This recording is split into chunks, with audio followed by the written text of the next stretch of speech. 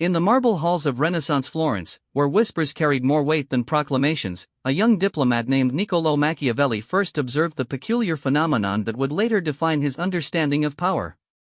The Duke of Valentinois, Cesare Borgia, sat in complete silence as his council members debated the fate of a rebellious city. For 30 minutes, not a word escaped the Duke's lips, yet every eye in the room remained fixed upon him. When he finally spoke a single sentence determining the city's surrender, Machiavelli realized he had witnessed something profound: the devastating effectiveness of calculated silence. This moment would crystallize into one of the most counterintuitive yet powerful principles in political philosophy, that silence, properly wielded, becomes the most eloquent form of communication. In our contemporary age of constant chatter, endless social media streams, and compulsive oversharing, this ancient wisdom appears almost revolutionary. Yet the principle remains as relevant today as it was 5 centuries ago, manifesting in boardrooms, political chambers, and social hierarchies across the globe. The Machiavellian concept of strategic silence operates on multiple psychological levels simultaneously. At its most fundamental, silence creates a vacuum that others feel compelled to fill. Human beings are naturally uncomfortable with conversational gaps, and this discomfort often leads to revelation of information, admission of weaknesses, or desperate attempts to gain approval through over-explanation. The silent individual, by contrast, appears composed, mysterious, and inherently superior to those scrambling to fill the void. Consider the modern corporate executive who masters this technique. During board meetings, while other members rush to present their ideas and justify their positions, she listens intently, speaks only when directly questioned, and, even then, provides measured, deliberate responses. Her silence is not passive but active, a conscious choice that positions her as the thoughtful strategist while others appear reactive and desperate for attention. When she does speak, her words carry disproportionate weight precisely because they are rare. The psychological foundation of this power rests on several key principles that Machiavelli understood intuitively. First, silence implies knowledge and confidence. The person who feels no need to constantly validate their position or explain their actions appears to operate from a position of strength. Second, silence creates information asymmetry. While others reveal their thoughts, motivations, and concerns through speech, the silent individual gathers intelligence while revealing nothing. Third, silence forces others to project their own fears, desires, and assumptions onto the quiet figure, often attributing far more power and knowledge than actually exists. This projection mechanism is particularly powerful because it operates below the threshold of consciousness. When confronted with silence, the human mind automatically begins constructing narratives to explain the void. These narratives are typically influenced by our own insecurities and concerns, meaning that the silent individual becomes a blank screen upon which others project their fears. A subordinate facing a silent superior might assume disapproval, anger, or disappointment, even when none exists. This psychological discomfort often leads to confession, apology, or desperate attempts to win approval, all without the silent party having said a word. The strategic deployment of silence also serves to establish and maintain hierarchical relationships. In most social interactions, the person with higher status speaks less while those seeking approval or acceptance talk more. By consciously limiting their verbal output, individuals can position themselves higher in the perceived hierarchy. This principle manifests clearly in salary negotiations, where the candidate who feels compelled to fill every silence with justifications for their worth typically receives lower offers than the one who states their requirements and, then, waits calmly for a response. However, Machiavellian silence is not mere muteness or social awkwardness disguised as strategy. It requires sophisticated understanding of timing, context, and human psychology. The effective practitioner knows when to speak and when to remain quiet, how to use facial expressions and body language to maintain engagement despite verbal restraint, and how to break silence for maximum impact. This is the difference between the socially inept individual who says nothing because they have nothing to say, and the strategic actor who chooses silence as the most powerful available response. The cultivation of strategic silence begins with the discipline of listening. Most people listen only enough to formulate their own response, missing crucial information and emotional undercurrents in their haste to contribute to the conversation. The Machiavellian practitioner listens completely, absorbing not just words but tone, hesitation, emphasis, and omission. This deep listening serves multiple purposes. It provides superior information for decision-making, it flatters the speaker by giving them complete attention, and it prevents the premature revelation of one's own position or intentions.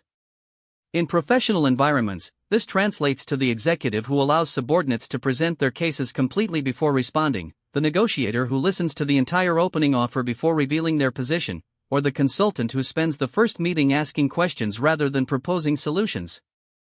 Each of these approaches appears generous and client-focused while actually serving the strategic purpose of gathering maximum information before committing to any position. The practice of strategic silence also extends to written communication in our digital age. The email that takes 3 days to answer carries different weight than the immediate response. The text message left deliberately unread creates anxiety and anticipation in the sender. The social media post that receives no response often generates more attention than one that receives immediate engagement. These modern applications of ancient principles demonstrate the timeless nature of strategic silence. Yet silence alone is insufficient without the second component of Machiavellian power dynamics, the careful cultivation and deployment of fear. This does not mean terrorizing others or creating an atmosphere of paranoia, but rather establishing clear consequences for actions while maintaining enough unpredictability to prevent others from feeling too comfortable or secure in their positions. The transition from silence to fear represents a natural progression in the Machiavellian framework. Silence creates uncertainty, and uncertainty breeds anxiety. When this anxiety is paired with clear demonstrations of consequences, whether positive or negative, it transforms into a more focused emotion, respect tinged with fear.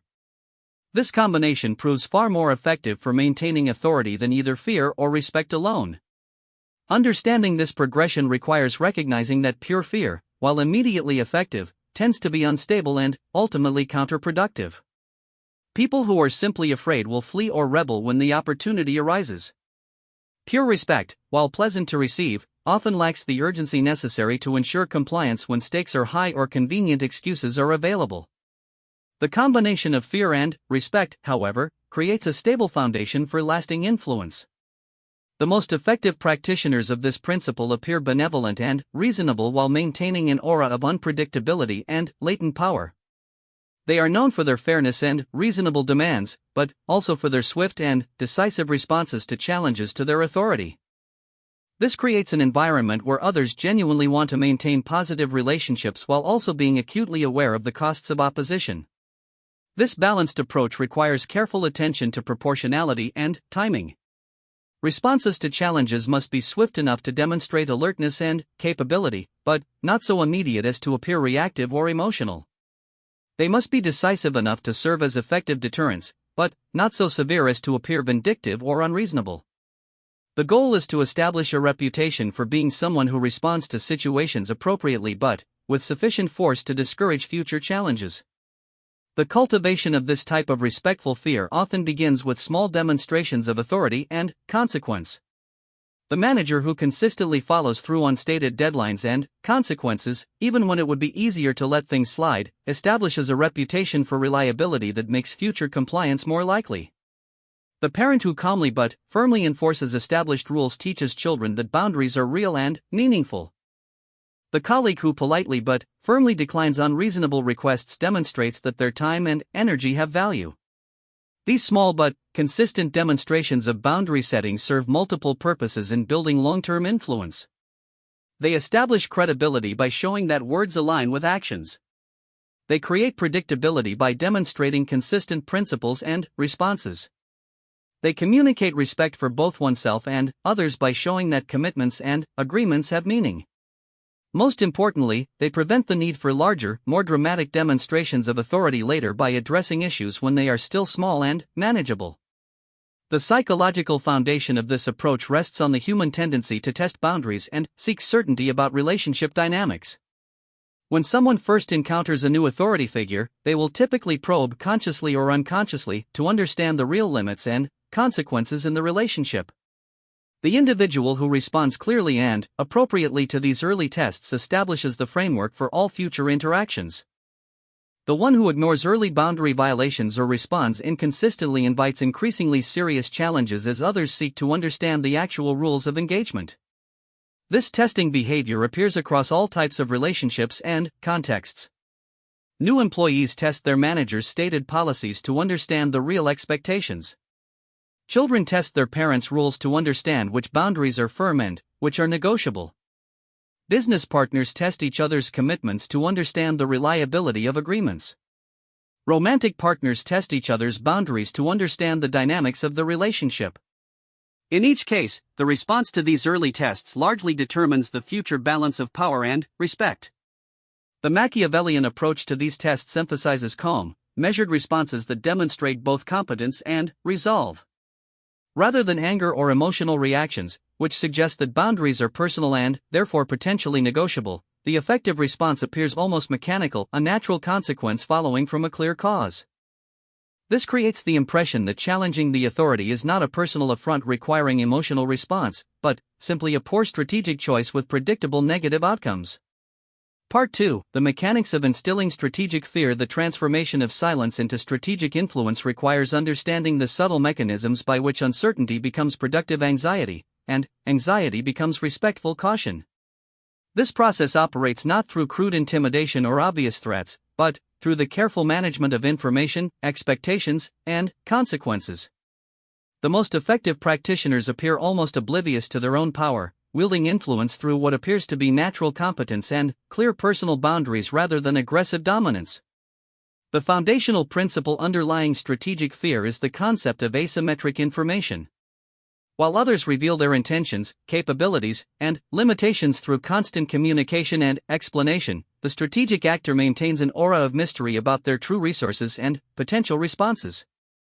This information gap creates a space where others must operate based on assumptions and projections, typically erring on the side of caution when dealing with unknown variables.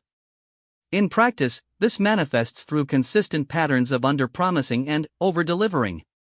The executive who quietly implements solutions without lengthy explanations of process or methodology. The negotiator who presents final offers without detailed justification of how they were calculated. The consultant who provides recommendations without extensive exposition of alternative approaches considered and rejected. Each of these examples demonstrates competence while maintaining uncertainty about the full extent of capabilities or resources. The maintenance of this strategic ambiguity requires disciplined resistance to the natural human tendency to seek approval through demonstration of expertise. Most people feel compelled to explain their reasoning, showcase their knowledge, or justify their decisions when questioned. This impulse, while often well-intentioned, typically weakens their position by revealing information that others can use to predict, manipulate, or circumvent their responses. Consider the difference between two approaches to handling a subordinate's repeated tardiness. The first manager calls the employee into their office and explains at length the importance of punctuality, the impact on team morale, the company policies regarding attendance, and the potential consequences for continued violations. This approach, while appearing thorough and fair, actually provides the employee with extensive information about the manager's thinking process, concerns, and likely responses to future violations. The second manager simply calls the employee in and states, "Your tardiness is unacceptable and must stop immediately." When the employee asks for clarification or attempts to provide explanations, the manager responds, "I'm confident you understand what needs to change." This approach provides minimal information while clearly communicating that the situation has been noticed and will not be tolerated. The employee is left to wonder about the specific consequences for continued tardiness, the manager's broader assessment of their performance, and the timeline for improvement expectations. The psychological impact of these two approaches differs dramatically. The first employee receives a clear roadmap of the manager's concerns and decision-making process, allowing them to calculate exactly how much latitude they have and what level of violation might trigger actual consequences. The second employee must operate in uncertainty, making compliance the safest and most logical choice given the unknown variables. This principle extends beyond hierarchical relationships to peer interactions, negotiations, and social dynamics. The individual who maintains strategic ambiguity about their alternatives, resources, and bottom lines typically achieves better outcomes than those who feel obligated to justify every position or decision. This advantage emerges not from deception or manipulation, but from the natural human tendency to assume competence and hidden strength when facing unknown variables. The cultivation of strategic fear also requires understanding the difference between immediate intimidation and lasting influence. Intimidation operates through explicit or implicit threats of immediate negative consequences, creating compliance through direct fear of punishment. While sometimes effective in the short term, intimidation tends to generate resentment, resistance, and eventual rebellion. More importantly, it requires constant maintenance and escalation to remain effective. Strategic fear, by contrast, operates through demonstrated competence and consistent follow-through on stated boundaries and expectations. Rather than threatening negative consequences, the strategic actor simply ensures that natural consequences follow from actions and choices. This approach appears fair and reasonable while maintaining the unpredictability necessary for lasting influence. The distinction becomes clear when examining how different leaders handle policy violations. The intimidating leader issues threats, speaks angrily about consequences, and emphasizes their power to punish violators. The strategically effective leader simply ensures that violations result in previously stated consequences, implemented with apparent reluctance but absolute consistency. The first approach creates an adversarial relationship where employees feel compelled to hide mistakes or find ways around the rules. The second creates an environment where compliance appears logical and non-compliance appears foolish. This difference in approach reflects a deeper understanding of human psychology and motivation. People generally prefer to see themselves as making rational choices rather than being coerced into behavior they resent. The leader who presents compliance as the obviously intelligent choice, given clear consequences and consistent enforcement, allows others to maintain their sense of autonomy while still achieving desired behavioral outcomes. The implementation of strategic consequences requires careful attention to proportionality and timing. Consequences must be sufficient to serve as effective deterrents without appearing vindictive or unreasonable. They must be implemented quickly enough to maintain the connection between action and result, but not so immediately as to appear reactive or emotional. Most importantly, they must be applied consistently regardless of personal relationships, convenience, or short-term costs. This consistency proves particularly challenging because it often requires short-term sacrifice for long-term credibility. The manager who must discipline a high-performing employee for policy violations. The parent who must enforce consequences even when it creates inconvenience for themselves. The colleague who must decline requests from friends when they violate established boundaries. Each of these situations presents immediate pressure to make exceptions, but doing so undermines the entire framework of predictable consequences that makes future compliance likely. The psychological foundation of this approach rests on the concept of learned helplessness in reverse.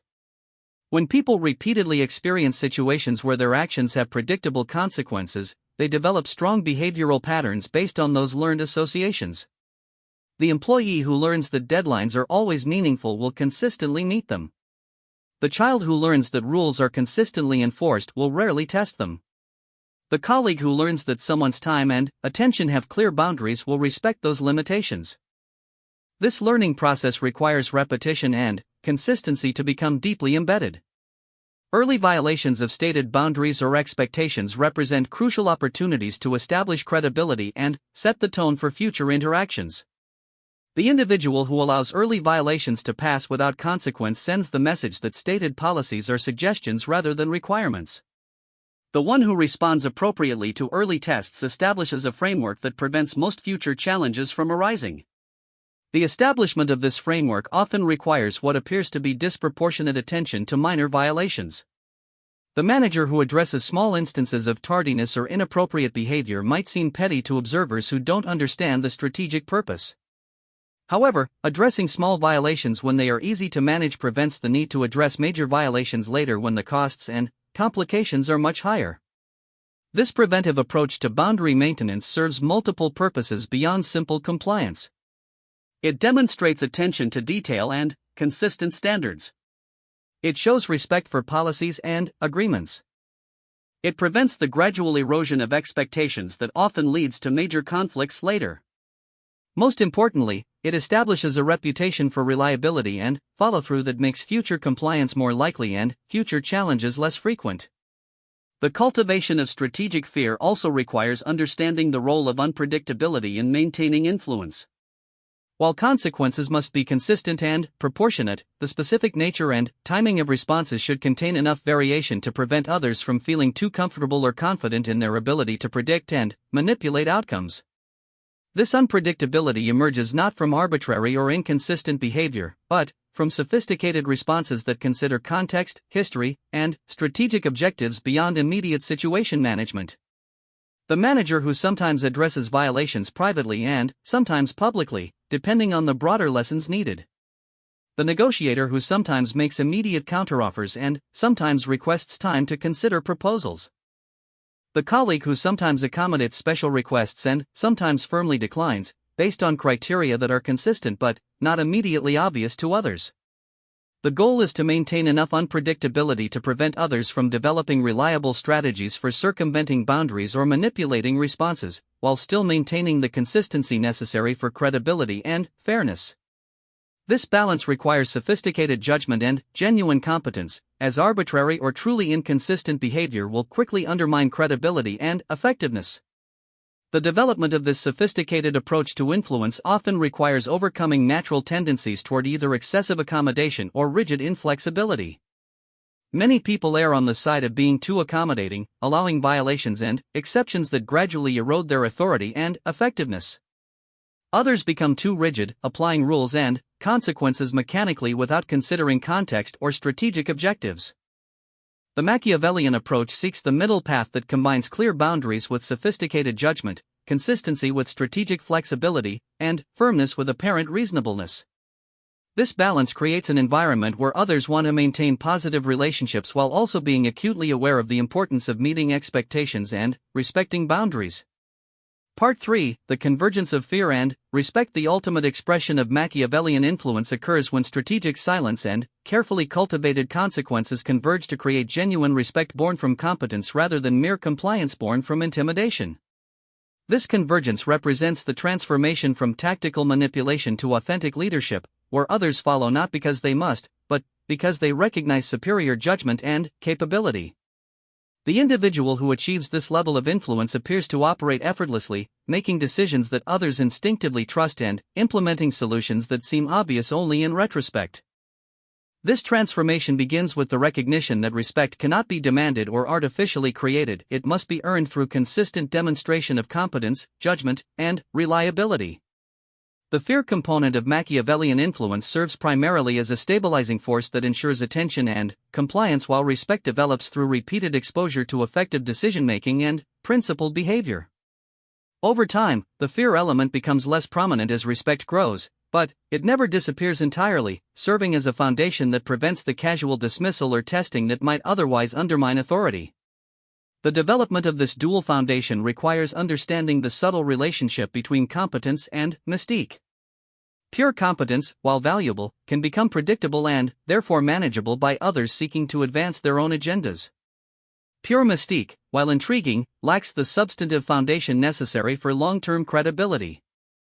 The combination creates a dynamic where others recognize genuine capability while remaining uncertain about the full extent of that capability, leading to both trust in the individual's judgment and caution about challenging their decisions. This dynamic manifests most clearly in high-stakes decision-making environments where the costs of error are significant and the complexity of variables exceeds most people's analytical capabilities. The board member who consistently identifies crucial factors that others miss. The military leader whose tactical decisions repeatedly prove superior to obvious alternatives. The business executive whose strategic choices consistently outperform market predictions. In each case, the individual's track record of success creates respect while their method of analysis remains sufficiently opaque to maintain an element of healthy uncertainty among observers. The cultivation of this type of influence requires genuine competence as its foundation. No amount of strategic silence or consequence management can compensate for consistently poor judgment or inadequate performance. The Machiavellian principles discussed throughout this analysis serve to amplify and protect existing competence, not to create an illusion of capability where none exists. This distinction separates authentic leadership from mere manipulation and ensures the sustainability of influence over time. The development of genuine competence worthy of respect requires several key components that extend beyond technical expertise or domain knowledge. The first is pattern recognition, the ability to identify recurring dynamics and structural relationships that others miss due to their focus on surface-level details. This skill develops through extensive experience combined with systematic reflection on successes, failures, and the factors that contributed to each outcome. The second component is systems thinking, the capability to understand how different variables interact and influence each other within complex environments. This perspective allows for solutions that address root causes rather than symptoms, and decisions that consider second and third-order effects that might not be immediately obvious. The individual who consistently demonstrates this type of thinking gains credibility because their solutions tend to be more durable and effective than those focused on immediate fixes. The third component is emotional regulation, the ability to maintain clear judgment and effective decision-making under pressure, uncertainty, and conflict. This capability proves particularly valuable because it allows for consistent performance regardless of external circumstances, creating reliability that others can depend upon when situations become challenging or chaotic. The fourth component is strategic patience, the willingness to accept short-term costs or inconveniences in service of better long-term outcomes. This quality demonstrates a broader perspective and deeper understanding of cause and effect relationships than the immediate gratification focus that dominates many decision-making environments. The combination of these competencies with the strategic principles explored earlier creates a powerful foundation for lasting influence. The silence becomes meaningful because it emerges from genuine thoughtfulness rather than mere calculation. The consequences become respected because they serve clear purposes beyond simple power assertion. The unpredictability becomes intriguing because it reflects sophisticated analysis rather than arbitrary choice. The practical application of these integrated principles requires careful attention to the cultivation of reputation over time. Every interaction, decision, and response contributes to others' assessment of one's competence, judgment, and reliability.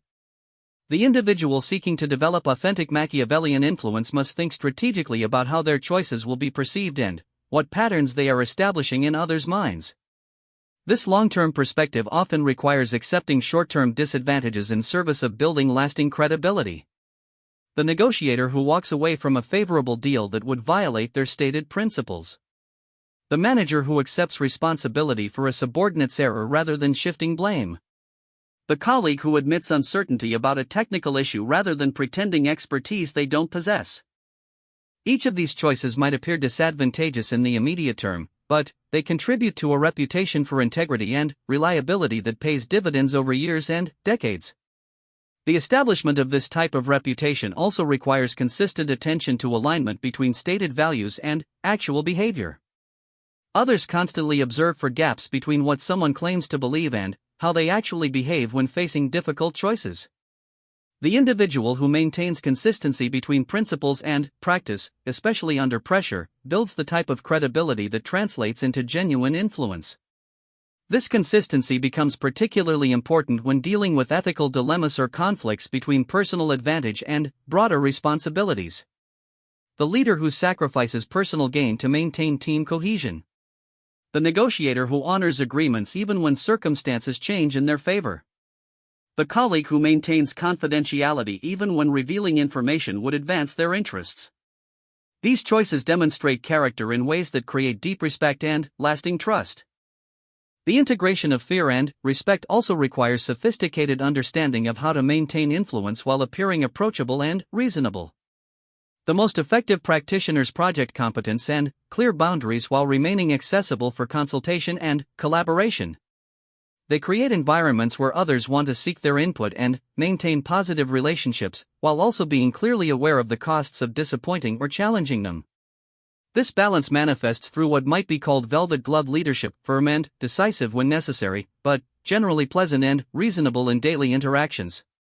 The individual who can shift seamlessly between collaborative consultation and decisive command, depending on circumstances and requirements. The leader who listens carefully to input and dissent while maintaining final authority over decisions. The colleague who participates warmly in social interactions while maintaining clear professional boundaries. The development of this flexibility requires genuine comfort with authority and decision-making responsibility. Many people struggle with this balance because they feel guilty about exercising power or making decisions that others might disagree with. This discomfort typically manifests either as excessive authoritarianism, constant assertion of dominance to overcome internal uncertainty, or as paralyzed consultation, endless seeking of consensus to avoid taking responsibility for potentially unpopular decisions. The authentic Machiavellian leader avoids both extremes by accepting authority as a necessary tool for achieving positive outcomes rather than as a source of personal validation or anxiety. They make decisions when decisions are needed, consult others when consultation adds value, and accept responsibility for outcomes regardless of popularity. This approach creates respect because others recognize both the competence and the courage required for effective leadership. The long-term sustainability of this type of influence depends heavily on the development of others' capabilities rather than the creation of dependence. The leader who hoards information and decision-making authority might maintain short-term control, but ultimately creates an organization that cannot function without constant intervention. The one who develops others' skills while maintaining strategic oversight creates a more effective system while also building deeper loyalty and respect. This development-oriented approach serves multiple strategic purposes. It demonstrates confidence and security, as insecure leaders typically fear that developing others' capabilities will threaten their own position. It creates multiplier effects, as capable subordinates extend the leader's influence and effectiveness beyond what they could achieve individually. It builds deep loyalty, as people who feel they have grown and learned under someone's guidance typically maintain strong positive feelings regardless of future organizational changes. The implementation of this approach requires genuine interest in others' development combined with strategic thinking about how individual growth serves broader organizational objectives.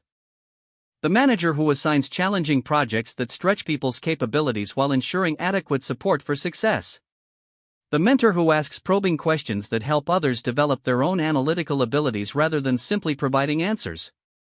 The leader who creates opportunities for others to take visible responsibility for significant outcomes. This investment in others' development also serves as a form of insurance against the inevitable changes and challenges that affect any organization or relationship over time. The individual who has helped others achieve their goals typically receives support and loyalty during difficult periods. The leader who has developed others' capabilities can rely on that competence when facing new challenges or opportunities. The culmination of authentic Machiavellian influence appears almost paradoxical. The individual who seems to exercise the least obvious effort to maintain authority often possesses the most genuine and lasting power.